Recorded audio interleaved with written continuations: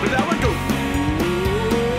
I'm keeping up with the Joneses. Hey, I just want to give a quick shout out to all of our Patreon supporters out there. Thank you to the Dirtle Maniacs. If you want to be a Dirtle Maniac, go to patreon.com/eternaldurtles and help support the channel. It keeps things going. It keeps things updated. Thanks so much for watching. On with the show.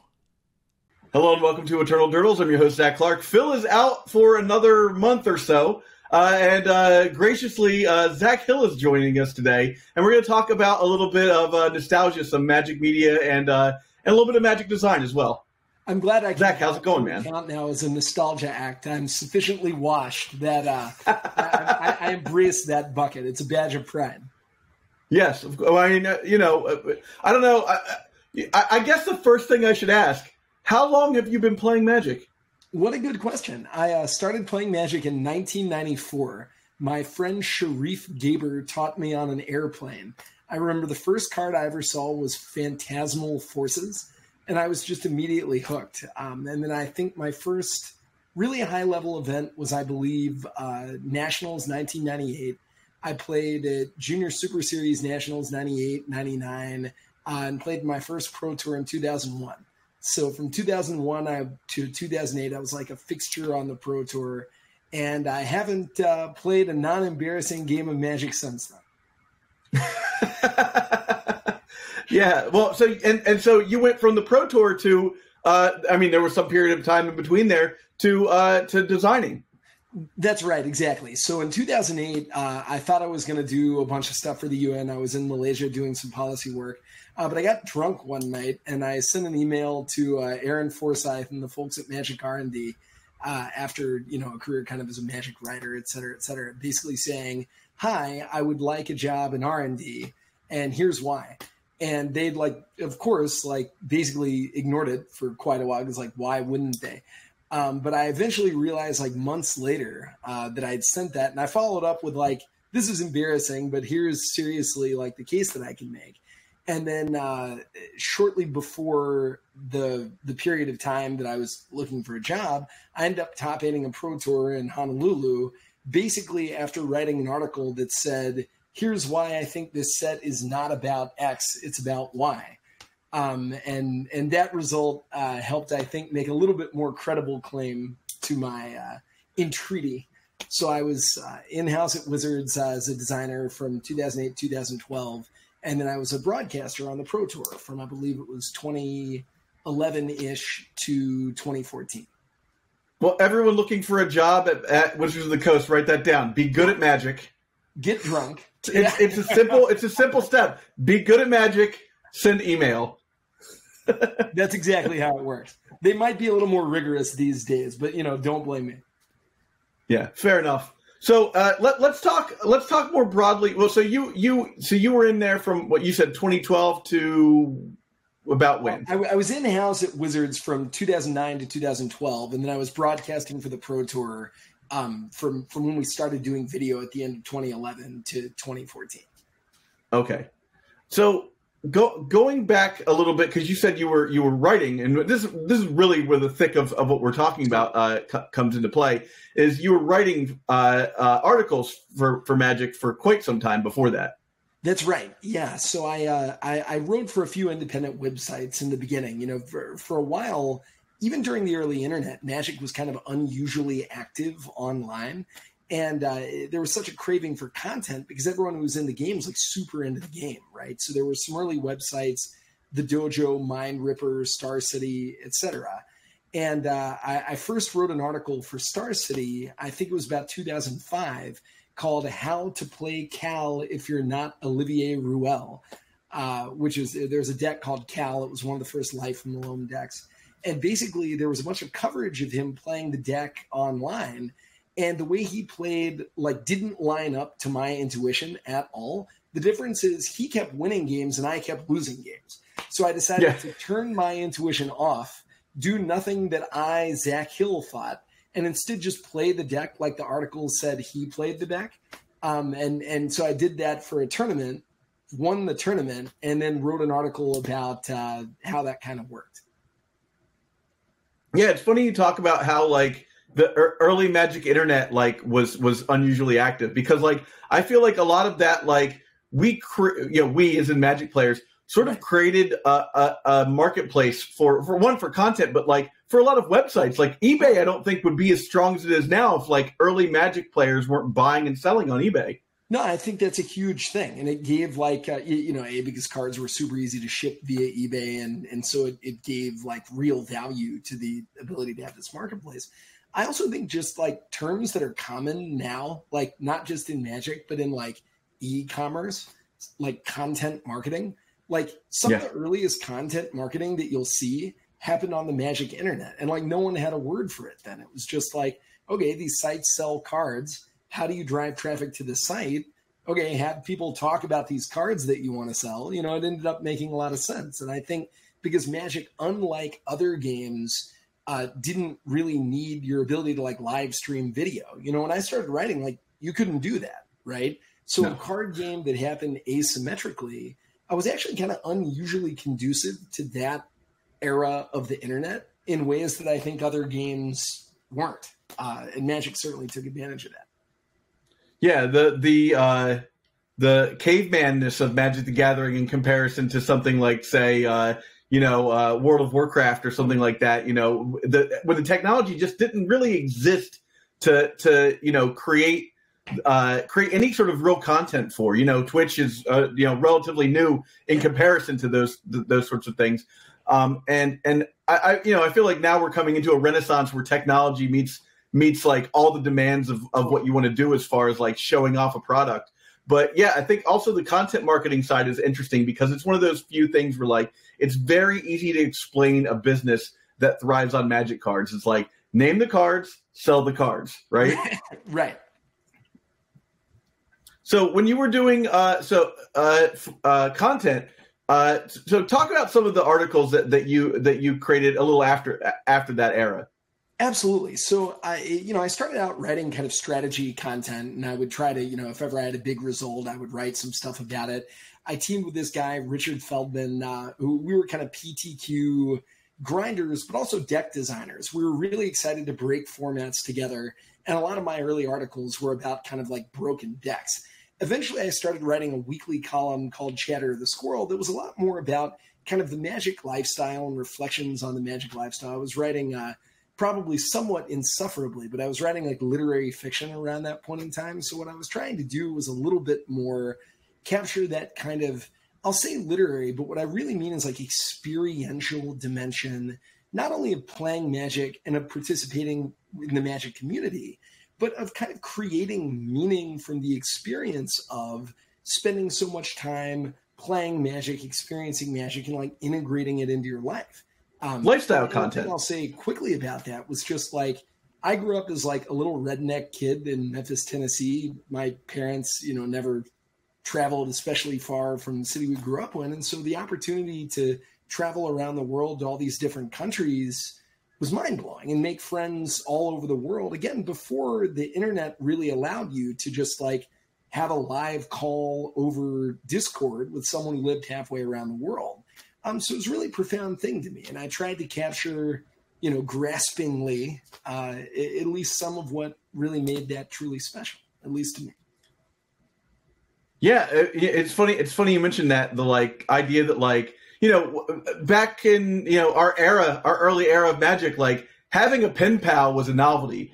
Totally. And we rocketed beyond like whatever that, like we've gone way past that now. We're like, yeah, we have friends in other continents that like we just hang out with on the internet all day long talking to, Right. Yeah, it's insane. And it's so quotidian that we almost forget how like remarkable that is. And that's one of the reasons it was kind of cool to be able to create content that just like took a little bit of a deep breath between like the latest sideboard guide and tried to provide at least a little bit of a lens on, this is actually really special that we get to do this. That was something that Alex Ullman, who's like the known popper guy, when I first started Hipsters of the Coast, I reached out to him because he was doing a lot of Magic writing at the time, and I was a rock and roll blogger, and I moved over to like, I'm just going to keep writing my experience. Okay, now I'm playing Magic, so I'm going to start doing that. What's that? I didn't realize that about you, that you were a rock and roll blogger. Eternal Durdles is sponsored by Tales of Adventure. You can go to toamagic.com, use the code DURTLES for 5% off your order, and you're going to get that whole order in one package. No more waiting for 5 or 6 or 12 packages to show up at your door so that you can finish your deck. toamagic.com, code DURTLES for 5% off, and you'll be directly supporting the show. So you were saying about me being a rock blogger. Yeah, so I worked on a website that I made called Rocker Tycoon, and at one point I had I'm a big fan of decompartmentalization. I used to have 7 Twitter handles, and I had 7 different blogs, and I posted a different blog, travel blogging, rock and roll, wedding photography. I had a blog for every possible hobby I had at the time. And eventually, so if you look back on I think Blogspot, Hipsters of the Coast was a Blogspot blog that was for a D&D game that I played. I had no idea. And so when I started the website, I was like, well, I'll just port this obvious Wizards of the Coast reference over to Magic. So, like I was saying, when I reached out to Alex Yeoman, I asked him about do I just do tournament reports? Is that what people do? And he was like, it's what people do, but it's not good writing. It's not it's not compelling. Anyone can write a tournament report. So I decided I was just going to write my experience, going to the LGS for the first time in 12 years, I was like, okay, so let's talk about what it's like to get back into the game that way. And, my experience as a grinder for a while, I was doing that. And then eventually that translated into now I do a legacy podcast. It's I'm not on the grind anymore for the Pro Tour. It's just my experience as a person that plays this game. When I was talking to Rich Stein from Hipsters of the Coast, all I ever wanted was a void to shout into,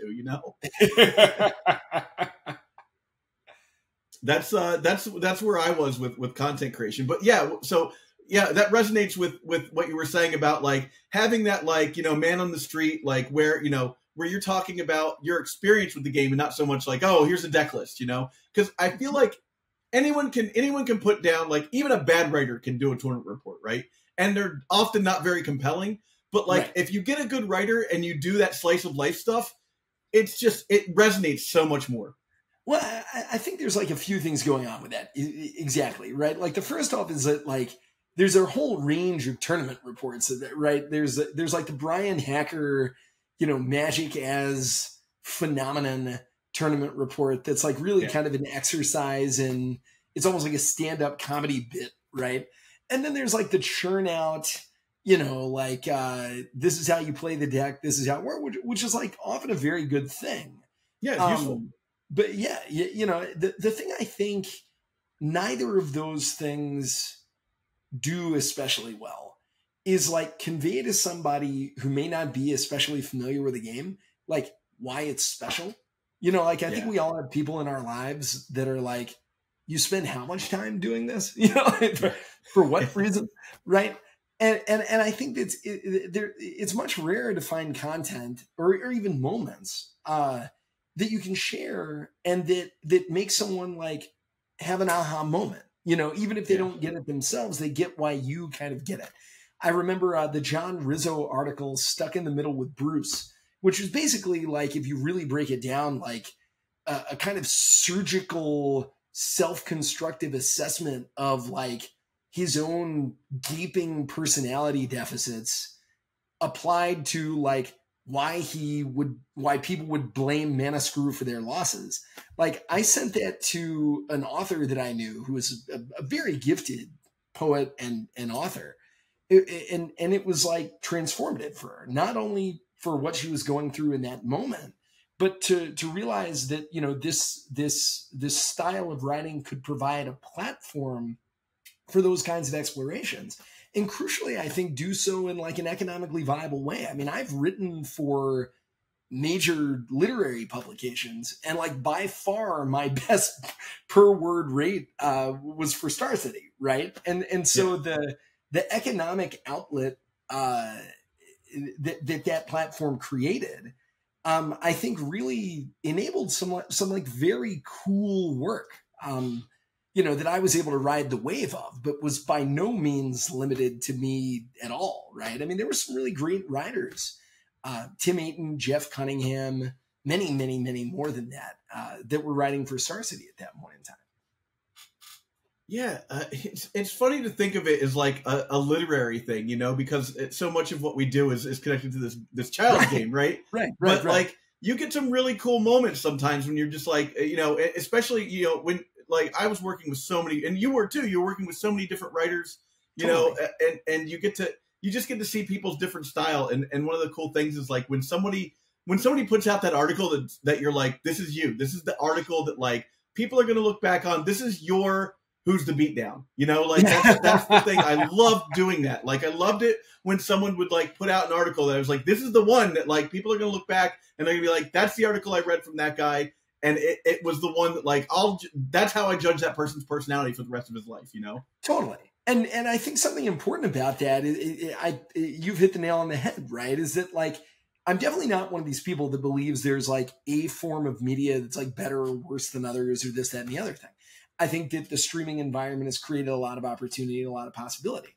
I think a thing that's a little bit of a bummer is like you have articles that can stand the test of time and that serve as these kind of iconic pieces in a way that a stream is just never going to be, right? Yeah. And you're going to have to watch the episode I did with Bryant Cook last week where we like deep dived into this, where we were just talking about like, it's not that like, one form is bad or good, but like there is a what's the word I'm looking for? Like it's almost disposable, as opposed to like, written articles like you consume and you can go back to and reread. And we ended up talking about like Chapin's article about like words mean things. Yeah. And like that just wouldn't have resonated the same way if it was a video, like it'd feel preachy, like.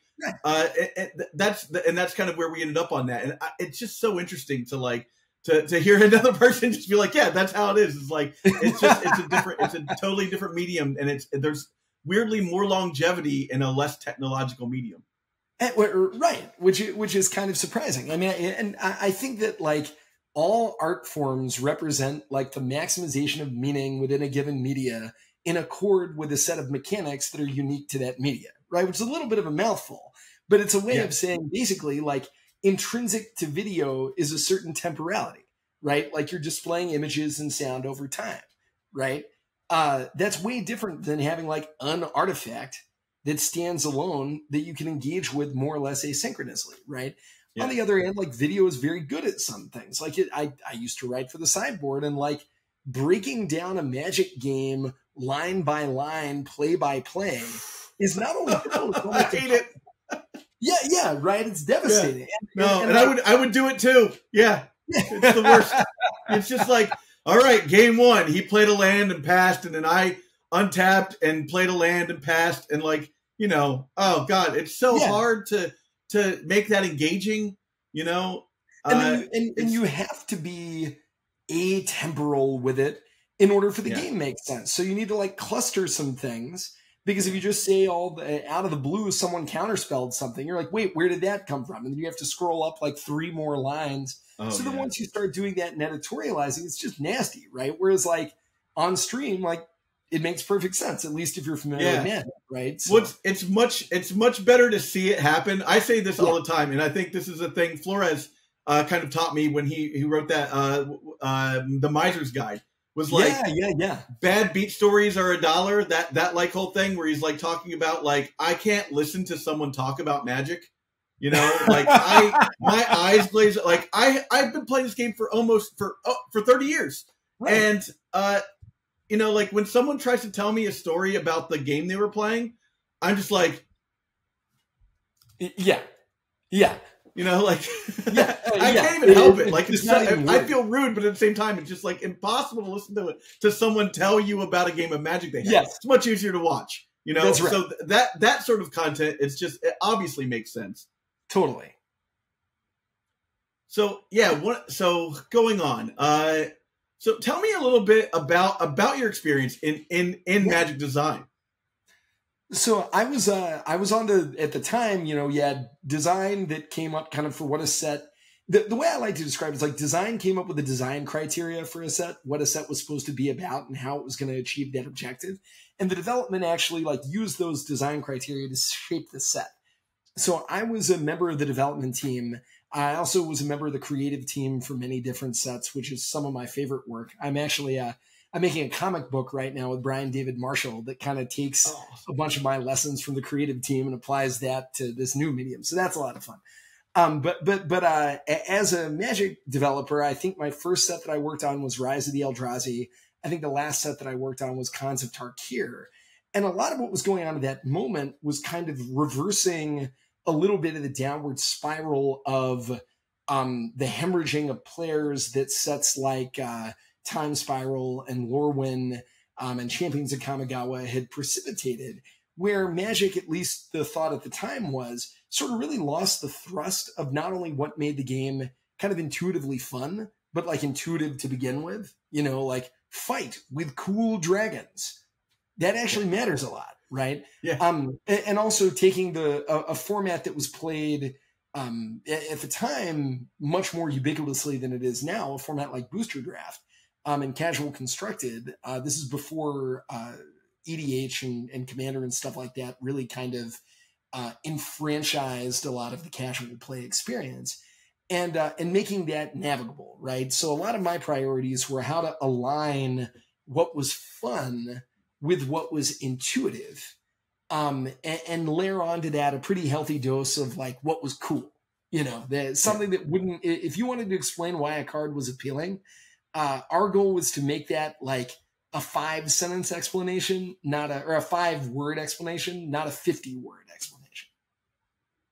It's a big dragon, dummy. Yeah, exactly. Exactly. Yes. It breathes fire, like seriously.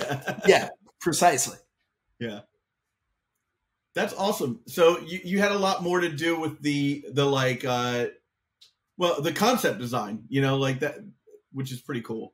Right, exactly. So what was cool about doing sort of the creative and development work simultaneously is I was involved in every stage of the process, from like, this spell should represent a hawk dropping a dagger onto a dude, to then like, you know, the design of like literally what is written on the card, you know, and something that I think is not always obvious about like Magic design is that it's like, oh, well, like it's words into a spreadsheet, and it kind of is, but there's like a reciprocal cycle of, okay, this is supposed to be a creature. Then like your design work is like, well, because this set is about enchantments, this card needs to be like an enchantment creature that's probably not going to die so that it can fuel the enchantment theme, but needs to not be that high of a pick, because if it's a really high pick, everyone's going to want it, not just the enchantment deck. And so then you kind of brief what that slot needs to be. And then you've got the part where you actually like flesh out the actual text on the card and finalize all that, right? So what was cool about working on the creative design and development teams is I was one of the few people that got to be like that entire cascade of the process. And as the result, got to like brain to print some cards. Like one of them randomly was like Spell Twine, where I was like, this should let you cast 2 spells at once. And so I literally like came up with the name of the card, came up with the effect, costed it, put it into the set, and like not very many people could just had the flexibility to be able to do that. So that was one of the like really cool parts of the way that my job was structured. Yeah, it's funny how much you know, in between now and then, like how I guess the word is grok. How many people have been able to grok like card design and like kind of translate it better? Like I mean, it's so much harder to separate yourself from a field of every other person in the world that knows how to create Magic cards, right? Like because yeah, there is a formula, I guess isn't the word, but there's a successful way to do it and an unsuccessful way to do it. We can go back to Homelands and talk about that, you know. And the needs have dramatically evolved, right? Now you have way more supplemental products, so those don't have the same kind of limited obligations. You also have a bunch of like booster packs work differently, right? So like a thing that's really counterintuitive to many people when I was working on Magic was that like designers didn't neither spend a lot of time making cool cards, nor needed to spend a lot of time making cool cards, because so much of the load-bearing structure of the set was way more mechanical than that, right? Now, when you're able to just kind of release semi-randomized, non-randomized, or fixed set products, like you've got to have a lot more cards that just like read awesome, right? Or that hit you immediately. You know, when you're making a commander deck and printing new cards to go in the commander deck, they've got it, like, you know exactly what your job is, and those cards have really got to land, right? So it's the art that is Magic design. Not only has it changed a tremendous amount over time, but the very nature of the discipline is fundamentally different, right? What you're really doing is designing cards for all these different sales channels that happen to be compatible within the same game engine, but are really very, very, very different design competencies, right? Yeah, I was actually explaining this to somebody. I don't know if you've ever played the format Dan Dan. Oh, yeah. One of the best. So Dan Dan is basically sleeping a board game, right? Like it's like a whole different game, right? That fits within the rules segment of Magic the Gathering. But like that's a perfect example of like you basically took this system and made a whole new game with it, right? Yeah. Cube is like that too, but like Dan Dan's a perfect encapsulation of that. Absolutely. And then cubes work the same way. Obviously, Commander is a high profile example of the same thing. And really, like, even basic changes like the mulligan rule, like if you go back and play old limited environments, it's not just that they are or are not more powerful. Generally speaking, the creatures are a lot better, but the removal's a little bit worse.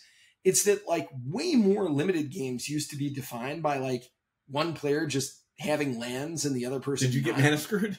Yeah. And way more often like mana flood. Like it was way more important to have like the last spell. Yeah. And now that's just like not really a factor, right? So like a lot of the stuff that you used to do for limited to make it, to avert that, like looting, are now like still good, but they don't occupy the same role. So that's a nerdy example, but it just instantiates your point that like whether it's super overt like Dan Dan, or whether it's super subtle like the way that, you know, a 7 and a 6 card hand are a lot more similar now than they used to be.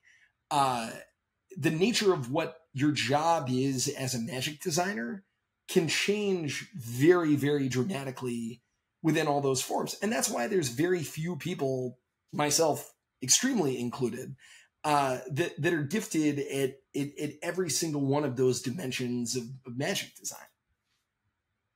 Yeah, well, that makes sense. It's a wild thing to think about, like how much it's changed in the, you know, it's wild to think that it's been 30 years. Right. Is that insane? You know, I think Monopoly is like celebrating its like 100-year anniversary soon. And like we're 1/3 of Monopoly, which is wild to even think about. You know, or That's like crazy. what, 3/10 of Monopoly. Right. But yeah, it's wild to think about how much the game has changed and how much the like theory of the game and how people think about the game has changed in that amount of time. And So to talk about that, go on. to talk about that really briefly, I think something that's a product of the change in Magic media is actually the theory of the game itself and the extent to which the average player engages with that theory. I was at a Silver Branch Brewery last weekend where there's a group of folks who play Cube and a group of folks who play Commander. And many players have come up without ever having been exposed to like fundamental elements of Magic theory that like you couldn't play in a PTQ without everybody not only knowing but taking for granted, right? Things like card advantage, things like inevitability, even more niche things like the philosophy of fire. And it's really interesting to me as I played in the limited open at Pro Tour Las Vegas last year, and it was my first cash finish in like 15 years. I was like disproportionately proud of like this total thing. But you know, I don't want to talk for you, but like I'm old now. My brain doesn't work as fast as it does. Yeah. And yet there's some edges that we have of an understanding of like core Magic theory and the kind of the fingerprints of the design of the game that I think a lot of players who have never been exposed to those theory articles, whether it's Chapin, whether it's Jerry, whether it's Adrian Sullivan, whether it's Flores, whether it's me, whether it's Kibler, whoever it is, there a lot of those building blocks aren't there in the same way. And I think it's really hard talking about like different media. You're never going to get Magic theory from like a stream, right? No. Well, that is the thing. Is like, and even if you did, like, would it even translate very well? You know, right? It's funny. You know, that's the thing. I actually harp on occasionally. Is like, so I played. You know, I lived through the '90s. I played a lot of other card games, right? Yep. And I often talk about, you know, whenever a new card game comes out and it sort of catches on, like Flesh and Blood or Lorcana, right? You know, now it's 100% Magic players that are playing a second card game. Right? Yes. But back in the day, Overpower, you know, Star Wars, the collectible card game, Legend of the Five Rings, these were all games that were played by non-Magic players, right? Yes. So I was dominating for a little while in other card games because you know, like there was the thing in Overpower was this they had these cards that your guys could do that are called special cards. Yeah, right. One of them was just draw 3 cards. It was free. Like, you just traded off like we were playing gin rummy, right? And I was just like, oh, this card's amazing. And everyone's like, but you have to discard duplicates. I'm like, just don't put duplicates in your deck. Right. Just don't do that. Yeah. And so I was at this tournament where you know, I had built my deck with the Magic player's mind, right? And we go off, and everyone's been playing this game for forever. I'm like pretty new to the game, but I was just like, these cards seem good. I'll put them together. And I went to this tournament. And so one of the things that in this game, I don't know if you've ever played Overpower before, but I've heard of you have to bet at the beginning of every round. And you win if you get all 7 of your betting cards up to the like winner pile. But if you bet over 2 cards, your opponent gets to draw an extra card. I see. So I built my deck with this rare situation in mind that I would get to look at my hand and I would have an Ancestral Recall and a Regrowth in my hand. And I could punish my opponent's opening hand. So I could control my duplicates. My opponent couldn't control their duplicates. I would look at my hand and be like, I'm going to venture 7. You draw 5 extra cards. Right. And I don't. They look at their hand. They have 12 cards in your hand. Inevitably, 2 or 3 of them are duplicates. Yep. Boom. And I'm just playing defensively until I go, I'll draw 3 cards. Right? Now I've gotten rid of the cards that could be duplicates. Right? Draw those 3 cards. Okay, cool. Oh, I'll regrowth the Ancestral Recall. And my opponent's like, I have 2 cards in my hand and you have 5 cards and I haven't laid a single hit yet. You know, and people are screaming. They're like, this idiot ventured 7. What's he doing? And then I win. And like, no one lifted me up on their shoulders, but they wanted to, you know. In your mind, they may have. Yeah. That's the story version. Yeah. But, you know, like things like that now, like you were talking about that, like that little gap that you have in Magic knowledge that gives you that edge. And whereas you don't get that in other card games because those are people who are good at Magic and then have extra time, right? But back in the day, it was like, I'm not playing Magic. It's too expensive. I'm going to spend all my money on Overpower cards or Legend of the Five Rings or Alien versus Predator or that god-awful, man, I loved it. I loved it so much, but it was a god-awful game. The Star Wars collectible card game was like, you need to rent out like a hall to play. It was like horizontal. I remember my friends and I created our own rule set to that game because like trying to learn their rule set, it was just not possible for any of us to do. Like we would read it like it was the Bible and we just couldn't do it. I always ask this to people who've been playing for as long as I have. What was the first Magic rule that you realized you were completely wrong on? Oh man. The first one was the first one was boring. It was cumulative upkeep. I just didn't know what cumulative was. So that's not especially exciting. The first one that I was like bonkers massively wrong about was basically the when you could cast instants or whatever. I basically thought every instant was an interrupt, and it's not. It is now, but at the time it was definitely not. There were totally different timing rules for both of these things. And like some interrupts are like way better because of what you could do within the timing window or whatever. And I just didn't pay attention to any of that. So I like to think that I was an innovator. The rules eventually got there, but I didn't want to read the instruction manual. The rule we got wrong was my brother and I. So we picked this up because I was born in Ohio. My mom lives in Ohio. My dad lives in Jersey, right? Nice. So there's that 10-hour car ride through Pennsylvania, right? Can't play D&D in the car, but Magic is this new thing that you can play. We can play it in the car a little, to a point. Yeah. So we thought that lands would go under spells. So if you cast a sea serpent, for 6 mana, the lands went under that until it died, right? And then you got them back. Right, so instants and sorceries were amazing because you could just sling them out. But like if you cast an Urnum Djinn, that thing was just holding up your land on the board. It's kind of like Pokemon. You have to you have to spend down your resources. Yeah, yeah. I just thought everything had an upkeep of its mana cost. You basically right. They all have like perma echo. Yeah. Yeah. So yeah, that was the one that I remember, like, because I learned from I owned the cards, kind of knew how to play, but I learned from a guy at Boy Scouts that was like, no, you're doing it wrong. Like this is how it's done. And I was like, all right, I'm gonna go buy all the Fallen Empires and Homelands cards my allowance will allow. I was like, all right, cool. That makes more sense because tapping this creature for an ability when it's already got all this mana under it seems insane. Like Elvish Hunter or whatever, I was doing it. Right, I've got a 4/1. It's worth it. No one plays anything other than 1 mana creatures.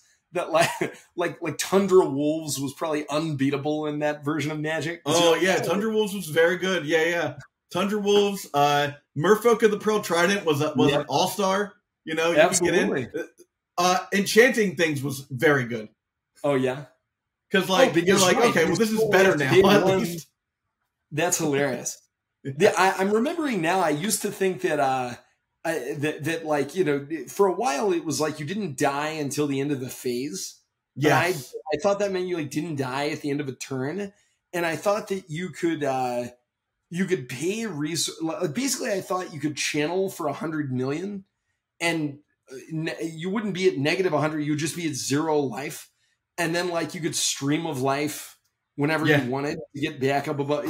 So I beat this unbeatable deck and I show up in a tournament and I was like, what are you doing? You concede. The game over.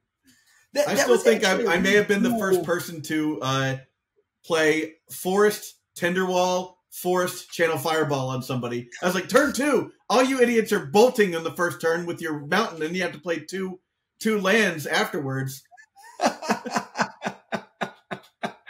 I do think that was a cool era, though, because of how quickly you learned, right? Like, I remember the first 5 tournaments I played at. Like, I went from being, humiliatingly, dysfunctional, not able to play the game, to, quite above average at my local store on, a week-to-week basis. Like, the amount that your brain would absorb was really profound. And there's really not that many comparisons to that I could think of. Because, if you're playing something like League of Legends, there's, an athleticism dimension to it, which is, you're capped by what your, body could do. But with the week-over-week cycle at tournaments then, the amount of information you would digest and process and realizations you would have was voracious.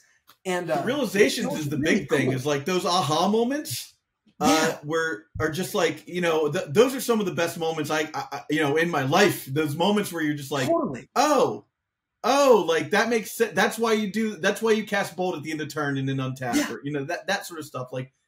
Those little little nuggets of wisdom that turn into something where you're it just turned on my brain. I understand this. It absolutely. And they would get so deeply embedded into your brain. And sometimes I remember Irvin Tormos always tells this story. I remember I woke up one day because my Morphling was untapped. I have no idea what that means. I just remember being asleep and my brain is you must wake up right now. Morphling is about to get in the red zone. And like, this is a bad situation. And it wasn't like a dream. It was just like, that was the language. I remember I was in Mongolia, of all places, on my loose year. And I was at like a club. At the time, they had all these like Korean karaoke sort of clubs, sort of karaoke joint or whatever. But I was dancing with this girl I had a huge crush on and some other person. And the vibe was like good, but not great. And then my brain told me that what I was doing was Arcane Sanctum and it needed to be Jungle Shrine. And like my brain just is like, do the Jungle Shrine. And like once I started Jungle Shrining, it was all good. I have no idea what that means. I was on zero drugs. That was just that's how my brain was processing reality.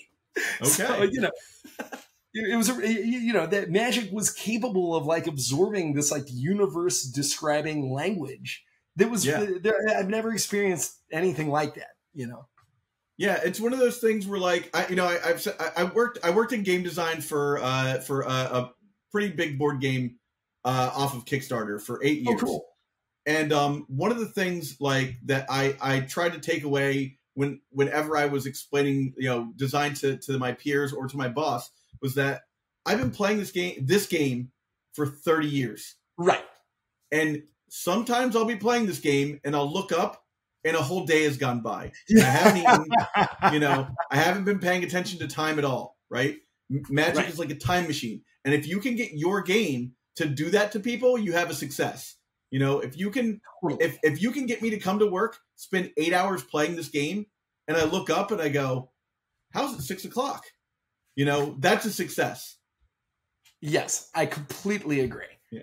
And yeah, that's why, I mean, games are special in some ways because they can activate the emotions like flow, like you're talking about, that demand your participation, your engagement, and a reciprocal relationship between what you're doing, what you're seeing, and how you're thinking about it, right? Yeah. That like even the most active reading experience, which is deeply special, doesn't provide those kind of three legs of the stool. And that's one of the, I mean, if your game can do anything like you just talked about, like you've hit something out of the park. Eternal Durdles is proud to be sponsored by Moxfield.com. Moxfield is the best deck building website on the internet. You can find all of my and Phil's decks in links below, including decks from this episode. And if you do, you'll be directly supporting the channel. So, Zach, are you working on any projects or anything right now? Yeah, so it's funny you mentioned Kickstarter. I'm not quite there yet, but I'm I like I mentioned, I wrote literary fiction many years ago. And then I started my first company, an education organization called the Future Project in 2011, and didn't really have time to do any creative stuff for like 13 years. Just recently, and I'm still my day job, I run a thing called the Office of American Possibilities. I basically launch early stage social and civic ventures. But creatively, I partnered with the production studio Annapurna, who made a lot of really cool films like Nimona. They made Her a long time ago. They've made all kinds of really cool stuff. But I partnered with them to release a comic book called Calliope Night, and it'll be on sale in the fall. It's my first comic. I'm working with an amazing illustrator named Juan Doe. And veteran Magic players will recognize fellow sideboard reporter Brian David Marshall, who has 40 years in the comics industry, and he's kind of coaching me through how to do this. So I'm very excited about my first creative. Brian definitely knows how to run a Kickstarter, that's for sure. Brian is a very talented guy. Actually, the Kickstarter part's the part I'm most worried about, so I might need to hit you up. I'd be happy. I'm happy to give you what knowledge I have for sure. I appreciate that. Thank you. But yeah, I'll definitely be spamming all of the social media. And we'll link all that stuff in the comments and whatnot too for you. Amazing. So to link to your socials, you'll have to follow Zach so that you can see when that's happening, since it's not coming till the fall. This will go live next week. Now we've got a landing page. It's calliopenight.com. I'll text it to you to spell it out or whatever. Awesome. But there's not a whole lot there except the deck I threw together. But more very shortly, and I'm deeply excited about it. Awesome. I hope it works out as well in real life as it is in my head. So awesome, man. I appreciate you coming on. Filling in for Phil, and this was we have to have you on again. It was so much fun to talk to you about this stuff. Oh, I can't get enough of this stuff, man. It's funny seeing how much Magic related content. It's a far cry since the days of the Magic show when Evan Irwin's chasing me around with a handheld video camera, gossiping about Tron matchups. So I love doing stuff like this. Thank you so much for having me on. No problem. All right. Well, again, thank you everyone for watching. And if you have any questions, comments, comment below, whatnot. And thanks for watching. Before you go, I need some help. Please subscribe to this channel and do your part to help sustain the Legacy content ecosystem. Just subscribing to this channel goes a long way to reminding YouTube that people love and support this format. Now, if you really want to go the extra mile, you should think about supporting us through Patreon. Both the links for subscription and Patreon are right here. And if you're listening on an audio format, you can go to patreon.com/eternaldurdles. Thanks so much for watching.